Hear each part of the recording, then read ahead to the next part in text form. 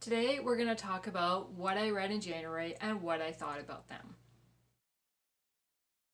Hi, my name is Jeanette and I want to thank you for joining me on the channel Jane Reads. So today I'm going to share the books that I read in the second half of January, so from January the 16th to January the 31st. I already posted a video for what I read in the first half of January, so I will link that video below and you can go back and watch that if you haven't seen it. So in that video I talked about 4 books.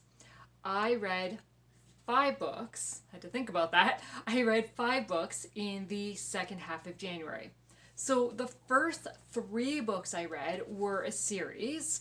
So I read Stormy Lake by L.D. Stauth. I read Lake of the Cross. And then Starry Lake by L.D. Stauth. So this is books 1, 2, and 3 of the Campground Mystery series.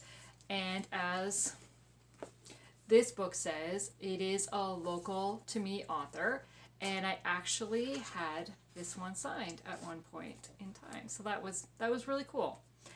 And so the first 2 books were actually rereads for me. I think I originally read 2017 and 2018, maybe. I think that's what it was. But I had never read book 3. So I wanted to reread these ones for book 3. So, book number 1, Stormy Lake. So this one features 2 best friends, Maya and Carly. And Carly grew up camping, and Maya has never been camping. They work together and have vacation time, so Carly has convinced Maya to come camping with her for 3 weeks. That's a long time for somebody who's not a camper, and they're in tents. Yikes. So I really kind of sympathized, I identified with Maya. She was so out of her element, doesn't like bugs, doesn't like spiders, doesn't like snakes. No idea what to do out in the elements. And I have been camping. I grew up camping, but since I discovered hotels, yeah, camping's not for me. My parents were campers, and I'm kind of like, yeah, no thanks, I'm good. Give me hydro, hot water, privacy, soft bed. Yeah. So anyways, so they've come to this provincial park. This is set in Ontario. It's set in northern Ontario. And so they've arrived at the provincial park to go camping. And things start going well. Maya's kind of getting into it, enjoying herself, and then it takes a turn. And events start happening that it's like, what is going on? And it leaves them questioning, has the stalker that was following Maya down at home followed them here? And they are hours away from home. So it's like, oh, okay, no, can't be. Like, but things happen that kind of question. They do make friends with 2 of the park rangers. They're 2 guys. And the Carly and Blake do not get along at all. They're very, very similar and kind of really butt heads. But the interaction between the 2 of them is so funny that I was laughing out loud at some of some of the antics that happened between them. It was just so entertaining. And then you've got Maya and Carrick. Carrick? That doesn't sound right, but that is his name. Kind of, like they're watching these 2 interact and just kind of swapping stories between them, between what Carly has told Maya and what Blake has told Carrick about their interactions. And I loved all 4 characters. Like, it was so entertaining. And the mystery, I was like, okay, what's happening? What's going on? Can they, is Maya going to get out of this safely? Can they catch this guy before somebody else gets hurt? and I just really loved it. I was so intrigued, and it was suspense filled, but it had a really nice faith story because Carrick has been struggling with his faith a little bit, and Maya has faith, but again is kind of struggling a little bit. So the two of them kind of come together and interact and kind of share, and in the end, it ends with a nice faith, a belief in God. So one of the quotes I took from it was, "When someone is angry with you, respond with a kind word or action. You'll be surprised at how it takes the wind out of their sails."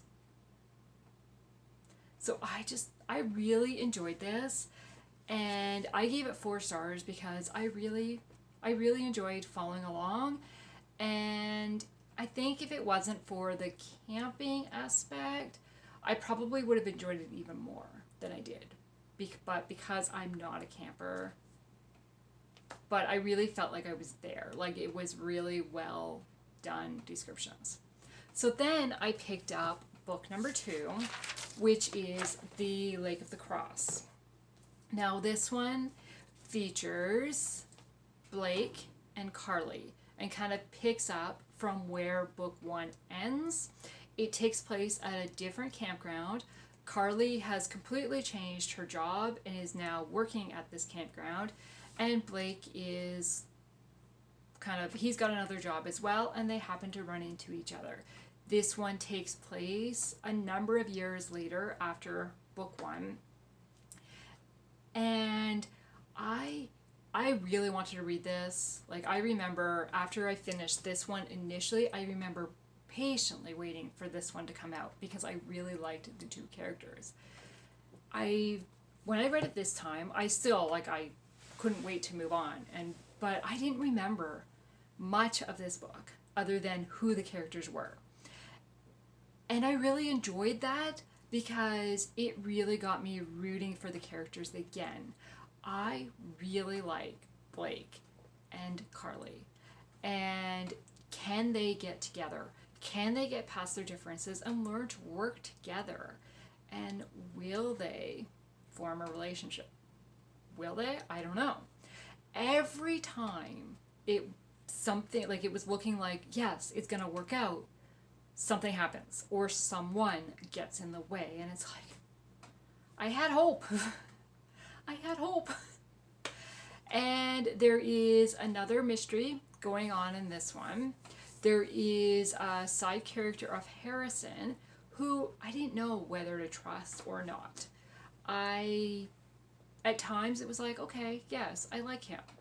But then it's like, he does something, oh, no. Get out. Like, let Blake do this, not you. But I really enjoyed this one. I remember closing this book and being like, I love these characters. Like, it was just like, oh.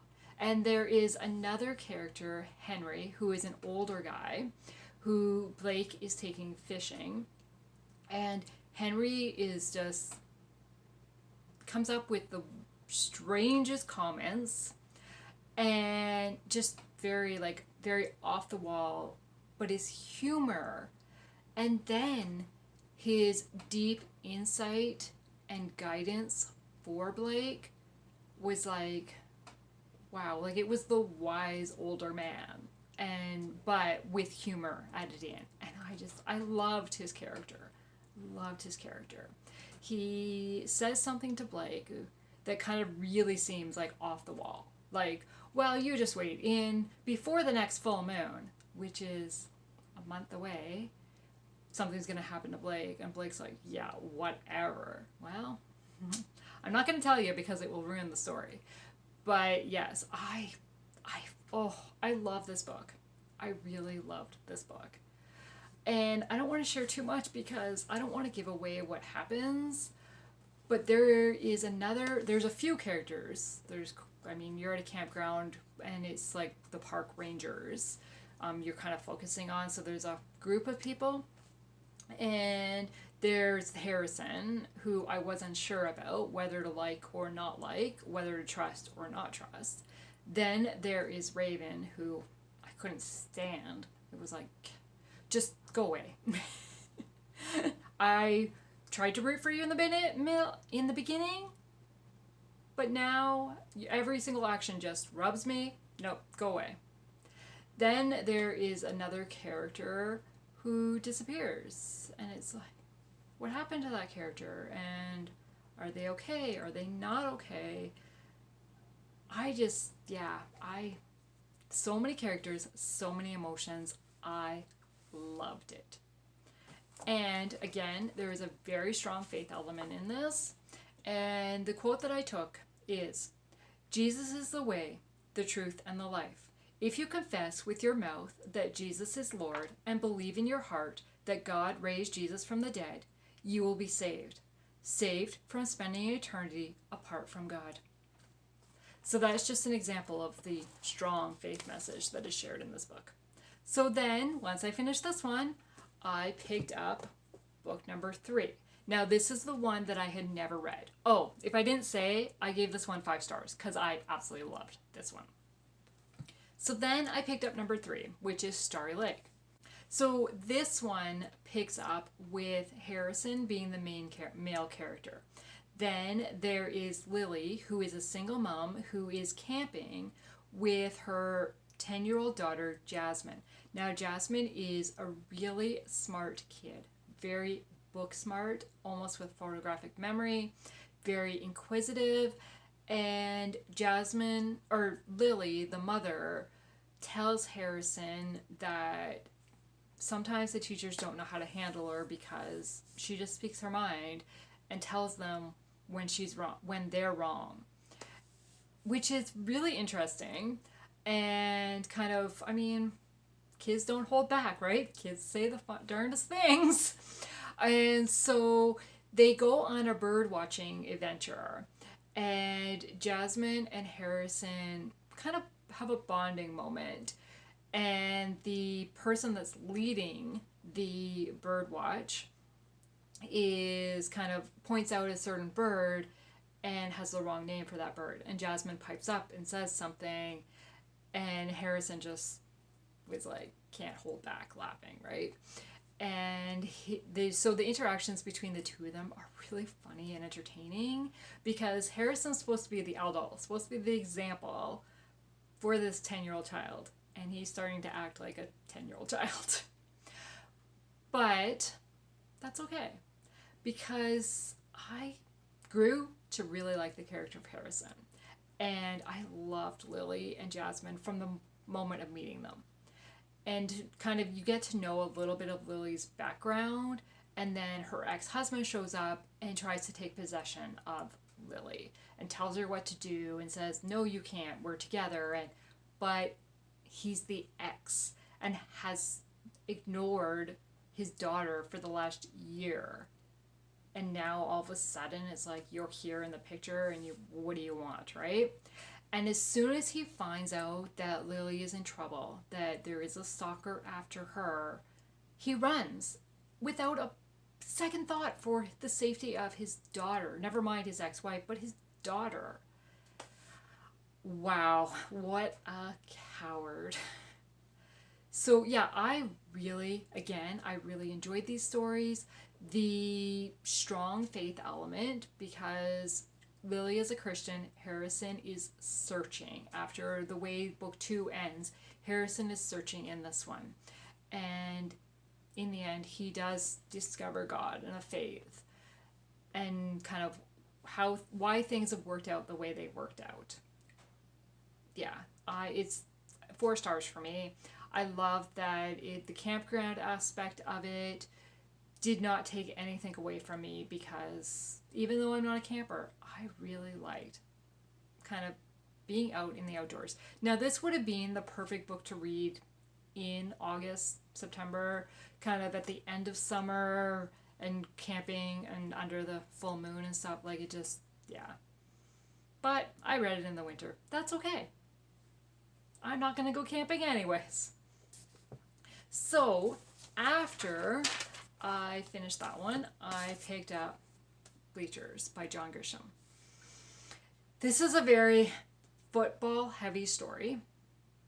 And it is former football players who have gathered back in town kind of upon the news that their football coach is on his deathbed. So the main character that we're really following kind of inside the head of is Neely Crenshaw, and it's been 15 years since he played in high school football with this coach, and 15 years basically since he's been in town. And each night, as kind of like almost a vigil, they sit on the bleachers, the group of guys sit on the bleachers and kind of reminisce about the football days. And this coach that is dying has kind of been the coach of the town for 30 some years, I think it was. So we've got a wide range of ages of former players that are gathering and sharing stories. And at one point, they are listening to a recording of one of the games, kind of a big state game. And they're following, so they play a bit of the recording, then they talk about it. And apparently, like, this was like kind of a major impact of a lot of their lives, this one game. And something happened at it. But they're listening to the recording and then they're talking. And I'm like, I am so lost. I do not follow football at all. I don't understand football. This guy, Neely, is a quarterback. I don't know what that really means other than I know the term and I could tell you that a quarterback plays football. But other than that, no idea.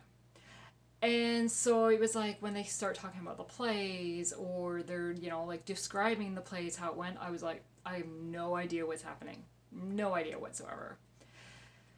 And it's told, like, it almost seems very regretful, like they're reminiscing about the past and regrets that they did, or kind of how big football was in their life at the time and how it doesn't matter in the end, right? Because none of them are playing professional football at this point, like none of the players. And something happens, and then this coach has regrets of his own, and it was a good thing it was a skinny book, because I was like, I'm lost, I'm bored, I don't understand, but I was like, I want to know where this is going, like, how is this going to end? Because you start out kind of the visual, like, eventually the coach is going to die, right? So, and what's the point of telling this story is really what I was wondering. So you begin to realize that the players both loved and hated the coach at times. And they're coming to a realization of what are their true feelings about this guy. And kind of what impact did football really have on their life in both the positive and the negative. It was okay. I gave it 2 stars only, I think, because if you were a football, like if you know football and follow it, you might enjoy this more than I did. But it also felt pointless. Like, I don't understand what we were supposed to get out of this book. That's just personal opinion. So this one I will be unhauling because I will not be rereading it. So then the last book I read on my Kindle, and it was an advanced reader copy that I received through NetGalley. This book releases March the 7th, and it is Code Name Edelweiss by Stephanie Landsem. This one is a historical fiction set in Los Angeles in the early 1930s. It features Liesl, who is a secretary, like typist, was working at MGM and then got fired and needed to find a new job. And she gets recruited to be a spy for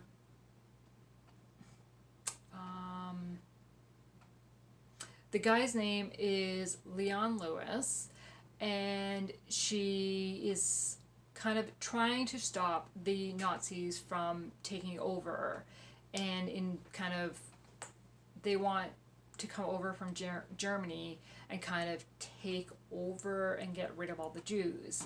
And so she's working with this lawyer to try to kind of get evidence of this for the government that something's wrong here. Something's not going right, and we need to stop this before it gets out of hand.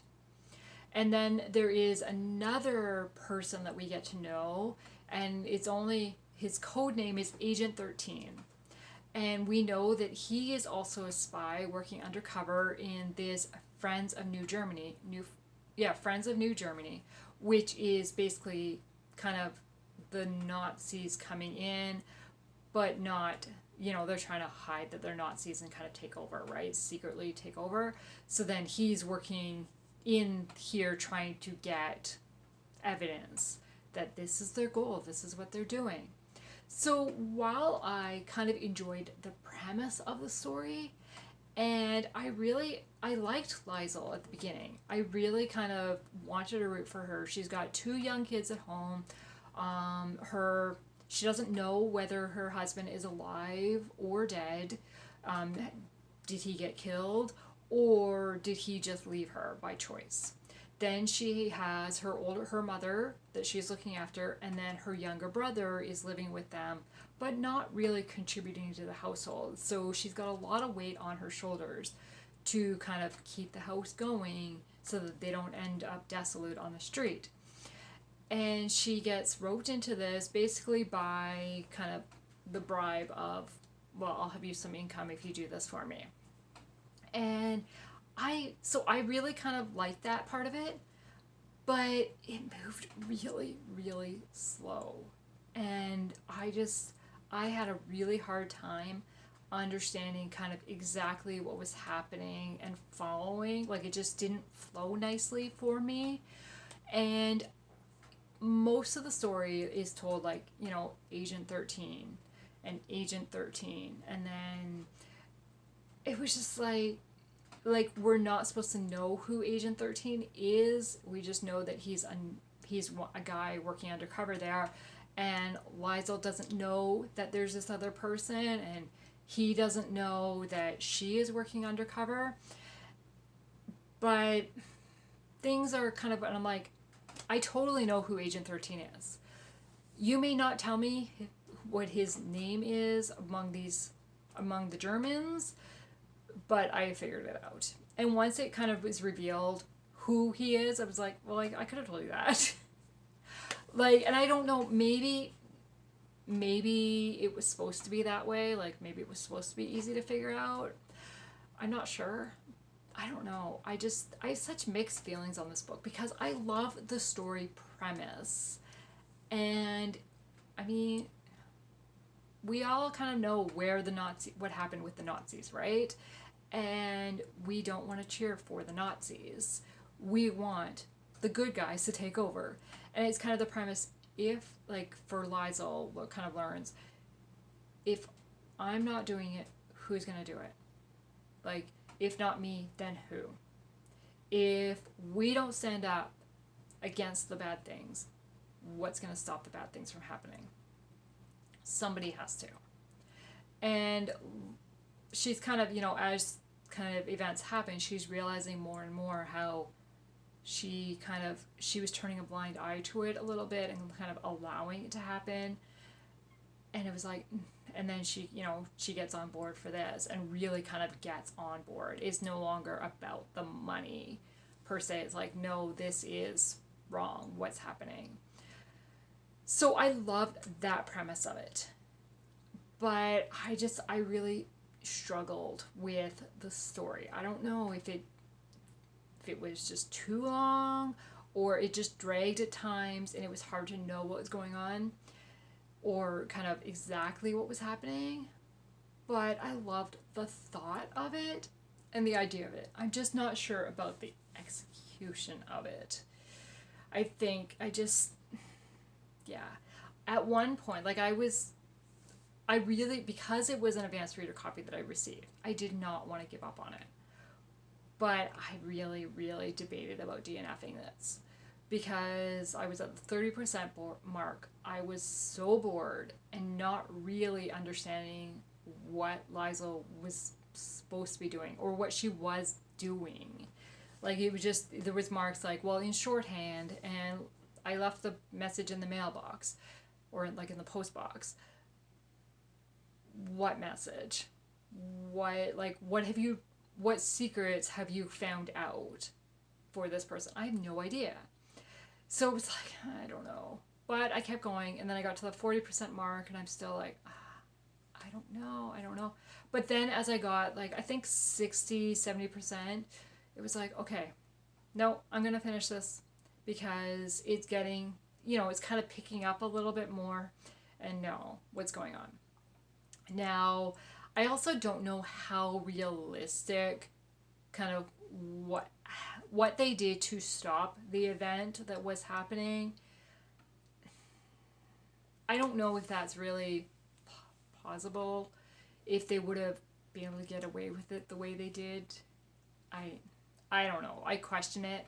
But because I really like the idea of it, and then knowing that this Leon Lewis guy was a real lawyer that really had people working for him to try to reveal, like, that part of the story is based on real historical events, and he did have a huge impact on stopping the Nazis taking over the kind of movie companies and stuff.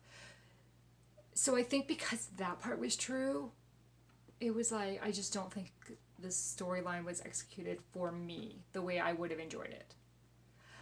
So I gave this book 3 stars because, as I said, I enjoyed kind of the characters getting to know. I just wish kind of a little bit more happened, or we got to know a little bit more of the behind the scenes stuff that Liesl and Agent 13 were doing. That's all.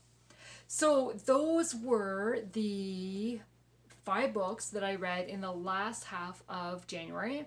So overall, I read 9 books in the month of January, which is a kind of a good average reading month for me. I usually average between 7 to 9 books, so that's kind of on the high end, but that's okay. So yeah, so what was your favorite book that you read in January? My favorite book is this one, Lake of the Crows by L.D. Stauth.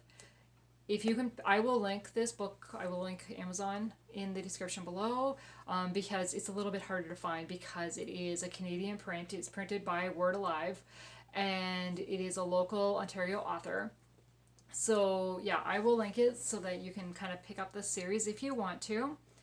And yeah, so that was my favorite book of the month, and I'd love to chat in the comments below. Thank you for taking the time to watch this video, and please like and subscribe. Have a good day.